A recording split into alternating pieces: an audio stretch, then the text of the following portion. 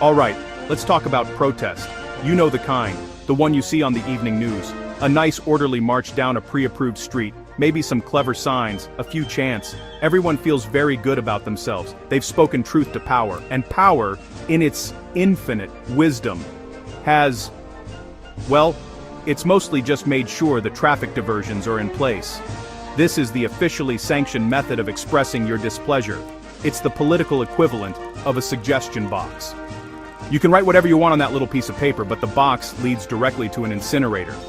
The system doesn't just tolerate this kind of protest, it's a fantastic release valve for public anger that changes absolutely nothing about the fundamental mechanics of who holds power. Think about it. The ruling class, the politicians, the billionaires, the corporate media conglomerates, they have a vested interest in you believing that the legitimate way to create change is to ask for it nicely.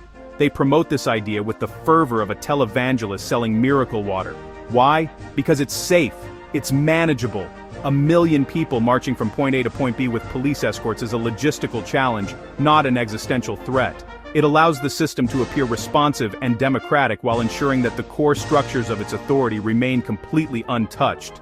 It's the ultimate psyop, convincing the population that the most effective way to challenge power is to use the methods that power itself has deemed acceptable. This is not to say that the people participating in these marches aren't sincere. They are. They are angry, they are passionate, and they genuinely want a better world. But their energy is being channeled, very deliberately, into a cul-de-sac. It's like being told the only way to fight a dragon is by throwing marshmallows at it. You might feel like you're doing something, you might even get a few good throws in, but the dragon is, at best, mildly annoyed, and, at worst, enjoying the free snacks.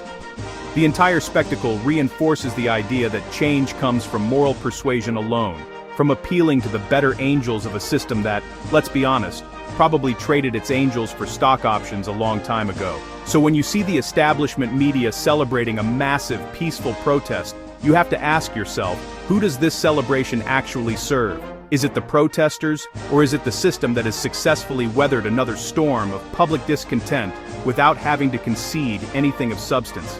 They'll give you a front-page photo, a few thoughtful op-eds about the power of the human spirit, and then tomorrow it's back to business as usual.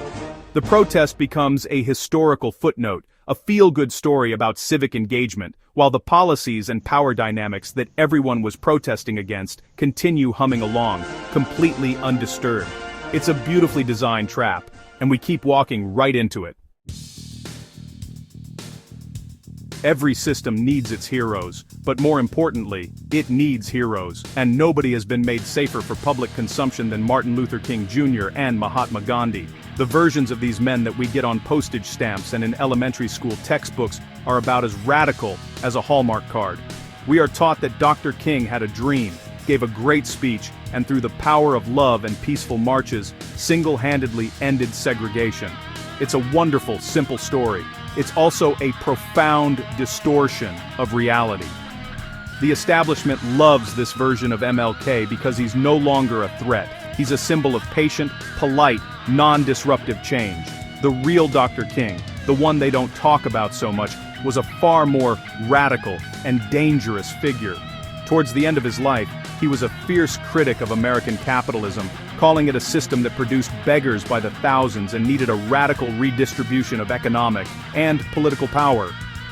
He was organizing a poor people's campaign to occupy Washington, D.C., and grind the gears of government to a halt. He was an outspoken opponent of the Vietnam War, calling his own government the greatest purveyor of violence in the world today. This is not the cuddly, universally beloved figure we're sold. This was a man the FBI labeled a threat to national security. The sanitized MLK is a tool. The real MLK was a weapon. The same thing happened to Gandhi. He's presented as a kindly, spiritual man in a loincloth who just wanted everyone to get along. We hear about the Salt March and his hunger strikes. What we don't hear about is the context. His non-violent campaigns were part of a massive, decades-long anti-colonial struggle that also included riots, strikes that crippled the economy, and armed uprisings. The British didn't just wake up one day and decide to grant India independence because Gandhi was morally persuasive. They were facing a subcontinent that was becoming increasingly ungovernable, where the threat of widespread violent rebellion was very, very real. Nonviolence was one tactic among many, and its power came from the implicit threat of what would happen if it failed. By stripping these leaders of their radicalism, by erasing the confrontational and coercive elements of their movements, the establishment turns them into role models for ineffectual protest. They become proof that the only correct way to challenge injustice is to be patient, to be peaceful, and to never ever pose a real threat to the economic or political order. They are held up as examples to shame anyone who suggests more confrontational tactics. Would Martin Luther King do that? They'll ask, conveniently forgetting the parts where he advocated for massive civil disobedience designed to create a crisis and force the government's hand. The saints are sanitized because their true stories are far too instructive and far too dangerous. So, you want to start a movement, you've got passion, you've got people, but you need resources. You need a space to meet, a budget for flyers, a website, maybe even a few full-time organizers. Where does that money come from? For many mainstream movements, it comes from the very same place that props up the status quo, large philanthropic foundations. These foundations, often funded by the fortunes of the wealthiest capitalists in history, have become the unofficial gatekeepers of social change. They're the venture capitalists of activism, and they are looking for a very specific kind of investment, a safe one. These organizations will happily write checks to groups that focus on awareness campaigns, policy research, and of course, meticulously planned, non-violent demonstrations. They fund the activities that look like change, that feel like change, but that ultimately stop short of challenging the fundamental distribution of wealth and power. It's a brilliant strategy. By funding the moderate wing of any movement, they can effectively marginalize the more radical elements. The groups with the professional-looking websites and the salaried staff get the media attention and the seat at the table. They become the official voice of the opposition. Meanwhile, what happens to the groups that don't play by these rules? The ones who talk about general strikes, who organize tenant unions to physically block evictions, or who believe in armed self-defense against state violence. They are starved of resources. They are labeled as extreme, unrealistic, or violent. The media ignores them. The foundations shun them. They are cut off from the ecosystem of respectable dissent. This creates a powerful incentive structure for activists. If you want your movement to survive and grow, you have to moderate your message, soften your tactics, and make yourself palatable to the people with the money. You have to become a useful idiot. This isn't necessarily a conscious conspiracy. The people working at these foundations are often true believers who think they are doing good. But they are operating within a system that has very clear boundaries of acceptable thought. They are products of an elite consensus that views the preservation of the current economic and political order as paramount. So, naturally, they support the reformers, not the revolutionaries. They will fund the group lobbying for slightly higher fuel efficiency standards, but not the group trying to expropriate the oil companies. They will support a campaign for police body cameras, but not the abolitionists. In doing so, they ensure that the river of dissent is always steered into safe, shallow channels. The system is remarkably adept at absorbing and neutralizing dissent through performance. It offers symbolic victories that feel significant but, honestly, change little on a material level. Think about it for a second. After a massive wave of protests, what do we often get? A commission is formed. A new awareness day is added to the calendar. A politician gives a moving speech. A corporation changes its logo to a rainbow for a month. A street is renamed. These are the concessions the system is happy to make, because frankly, they cost it nothing. They are gestures of appeasement, designed to make people feel heard and to dissipate the energy of a movement without addressing its root causes. This performance of progress is a powerful tool. It allows the authorities to say, "We listened, we acted." It gives the media a tidy narrative arc of problem, protest, resolution. It allows many of the more moderate participants in the movement to declare victory and go home, feeling satisfied that they've made a difference. The problem is that while everyone is celebrating the renaming of a street, the same old brutal economic realities and power imbalances persist. The police department might get a new diversity and inclusion officer, but its budget for military-grade hardware continues to grow. The system gives you the symbol in exchange for letting it keep the substance. Public protest itself has, in many ways, become part of this performance.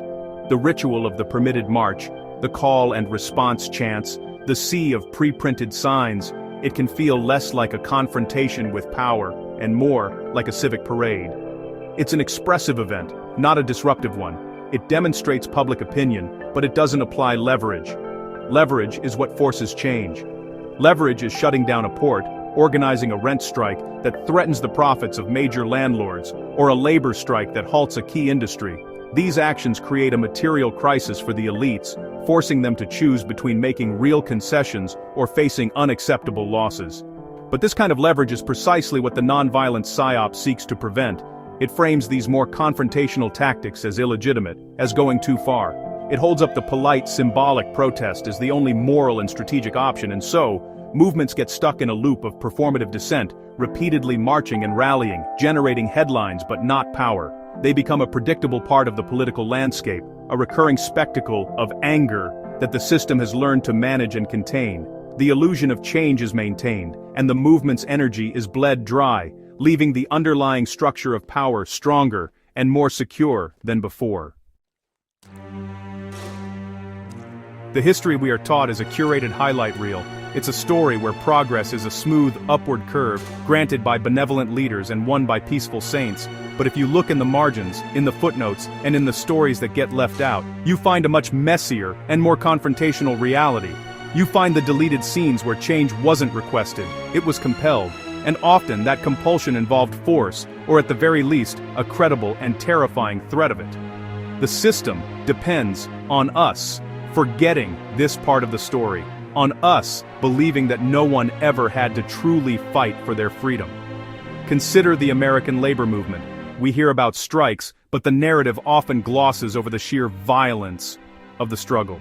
The 8-hour workday, the weekend, the end of child labor, these weren't won by politely asking. They were won through bloody battles with police, National Guard troops, and private armies hired by industrialists. The Battle of Blair Mountain in 1921 wasn't a peaceful protest, it was the largest armed insurrection in the United States since the Civil War, with thousands of coal miners taking up arms against company thugs. The gains of the labor movement were written in blood, and it was the willingness to escalate and fight back that forced the establishment to the negotiating table. Look at the anti-colonial movements of the 20th century. While Gandhi's nonviolence in India played a role, it existed alongside decades of armed struggle, mutinies, and riots. Movements in Algeria, Vietnam, Kenya, and Cuba didn't win their independence by appealing to the conscience of their French, American, or British colonizers. They won it by making the cost of occupation, in both blood and treasure, unbearably high. They fought. Nelson Mandela, another sanitized saint, is remembered as a peaceful reconciler. We forget that he was imprisoned for co-founding Umkhonto we Sizwe, the armed wing of the ANC, which carried out acts of sabotage against the apartheid state. The threat of armed struggle was a crucial element of the pressure that eventually brought the regime down. Even the American civil rights movement, the poster child for nonviolence, had a militant edge that is almost completely erased from the popular narrative night. Groups like the Deacons for Defense and Justice provided armed self-defense for activists who were being terrorized by the KKK and ignored by law enforcement. The urban riots of the mid to late 1960s, while decried by many, created a sense of national crisis that spurred the federal government to pass landmark legislation. The message was clear: if you do not grant justice through peaceful means, the alternative will be fire and chaos. By erasing these parts of history, the establishment sells us a fraudulent model for change, one that conveniently disarms us from the start. Have you ever wondered why, in an age of total surveillance, the state is often so accommodating of large public protests? It's not because they respect your First Amendment rights. Please, these are the same people who are reading your emails and tracking your phone. The truth is, a public march is a fantastic intelligence-gathering opportunity. It's like asking every dissident in a 100-mile radius to please show up at a specific time and place, hold up a sign announcing their political affiliation, and have their picture taken. It's a security agency's dream come true. When you gather in a public square, you are entering a controlled environment. High-definition cameras on every lamppost, many equipped with facial recognition software, are documenting every person there. Drones hum overhead, capturing a bird's-eye view. On the ground, undercover officers mingle with the crowd, taking notes, identifying leaders, and mapping social networks. Your cell phone, which you are probably using to post to social media, is pinging off nearby cell site simulators, stingrays, that are logging every device in the area. You came to protest the system, and in doing so, you have voluntarily submitted yourself to its most advanced methods of monitoring and control. As of early 2025, the detention of organizers like Mahmoud Khalil shows just how effectively this data is being used. The surveillance serves several purposes. First, it identifies the key players. Who are the organizers? Who are the influential speakers? Who are the people who seem to have a network of followers? This information is invaluable for future disruption. These are the people who will be targeted for arrest on minor charges, who will be visited by the FBI, or who might find themselves suddenly unable to find a job. The state is building a detailed database of its opponents, and you are helping them fill it out. This has a chilling effect, discouraging people from taking on leadership roles. Second, it allows the authorities to gauge the movement's strength, composition, and mood. By monitoring chants, reading signs, and listening in, they can get a real-time assessment of what the protesters want and how angry they are. This is crucial for managing the situation. It allows them to decide when to make a symbolic concession to placate the crowd, or when to deploy riot police to crush it. The protest is no longer just an expression of the people's will. It's a focus group that tells the state exactly how to maintain control. Permitted protests are not a threat, they are a form of managed, observable dissent that ultimately reinforces the state's power. So, if the system is happy to accommodate and even celebrate peaceful symbolic protests, what is it that it truly fears? What are the things that it will not tolerate? The answer is simple: anything that poses a material threat to its power and profits. The system doesn't fear signs, it fears strikes. It doesn't fear chance, it fears organized, covert action. It doesn't fear moral appeals, it fears leverage. The line between what is permitted and what is crushed is the line between the symbolic and the substantive. Anything that remains in the realm of spectacle is fine. The moment a movement develops the capacity to actually hurt the system, the gloves come off.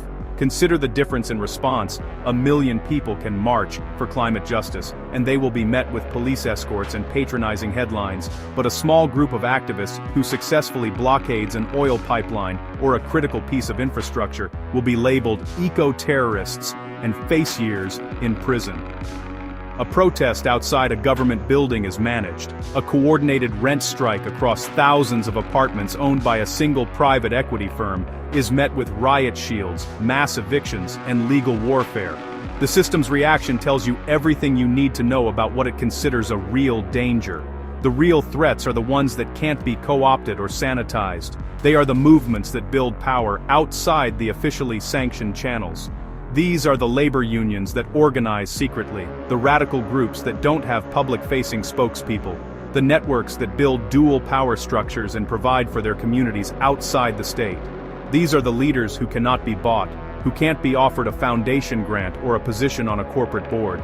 The system crushes these threats because they cannot be controlled. They represent an alternative source of power, and the one thing a monopoly on power cannot abide is competition. So, here's a good rule of thumb. If the ruling class is celebrating your movement, you're probably doing it wrong. If the corporate media is giving you glowing coverage, you are likely not a threat to their advertisers. If the police are clearing the way for your march, you are not challenging the foundations of their authority. The movements that have historically forced real change are the ones that were vilified, repressed, and attacked. They were dangerous. So the next time you set out to speak truth to power, ask yourself if you are actually speaking its language. The language of material consequences. Because a protest that power isn't afraid of isn't a protest, it's just a parade.